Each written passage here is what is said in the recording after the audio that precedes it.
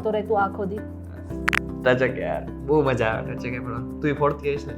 પણ તને તો આની ફોડવાની આદત છે, ખબર છે?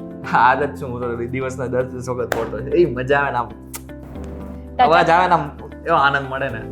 આનંદ મળે ઠીક છે, પણ ટચાકા ફોડવાથી તું બીમાર પણ પડી શકે છે. આને બસ કંઈક વિડીયો બનાવે એટલે બીમાર પાડી દે લોકોને. એટલે એવું ના હોય. હવે શું ટચકે ફોડવાથી કોઈ બીમાર પડે?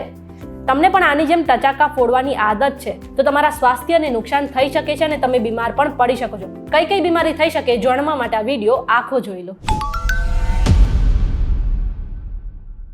તમે આવી ગયા છો VTVGujarati.com પર અને મારું નામ છે મેઘા. આ વિડીયો આખો જોતા પહેલા એક કામ કરો કે પ્લે સ્ટોર પર જઈને તમે અમારી એપ્લિકેશન ડાઉનલોડ કરી લો.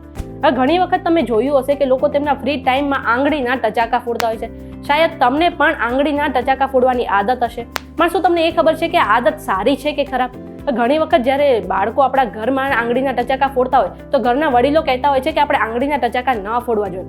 જ્યારે બાળકો પ્રશ્ન પૂછે કે આંગળીના ટચાકા શા માટે ન ફોડવા જોઈએ તો ત્યારે તેમની પાસે એ પ્રશ્નનો જવાબ નથી હોતો. તો આંગળીના ટચાકા ફોડવા જોઈએ કે નહીં, અને આપણે ટચાકા ફોડીએ ત્યારે અવાજ શા માટે આવે છે એ જાણી લઈએ. આપણા શરીરના ઘણા ભાગો બે હાડકાના જોડાણથી બને છે અને આપણી આંગળી વચ્ચે જે બે હાડકા છે તેની વચ્ચે એક ફ્લુઇડ આવેલું હોય છે જેને સાઇનોવિયલ ફ્લુઇડ કહેવામાં આવે છે. આ જે પ્રવાહી છે તે બે હાડકાના વચ્ચે જે જોઇન્ટ્સ છે તેમાં ગ્રીસિંગનું કામ કરે છે. જ્યારે તમે ટચાકા ફોડો છો ત્યારે આ પ્રવાહીમાંથી ગેસ છૂટે છે અને પ્રવાહીમાં જે બબલ્સ બન્યા હોય છે તે પણ ફૂટી જતા હોય છે. એટલા માટે તમે જ્યારે પણ ટચાકા ફોડો છો ત્યારે અવાજ આવે છે. નિષ્ણાંતોનું કહેવું છે કે જો આપણે લાંબા સમય સુધી આંગળીના ટચાકા ફોડતા રહીએ, એટલે કે જો તમને ટચાકા ફોડવાની આદત છે તો આને કારણે તમારા હાથના એટલે કે આંગળાના જે ગ્રીપ સ્ટ્રેન્થ છે તેના પર અસર પડે છે. એટલે કે આપણે જે વસ્તુઓ પકડીએ છીએ તે આપણે પકડી સારી રીતે નહીં શકીએ. આ સિવાય આપણા હાડકાં પણ નબળા પડી શકે છે અને આને કારણે આપણા હાથમાં સોજો પણ આવી શકે છે.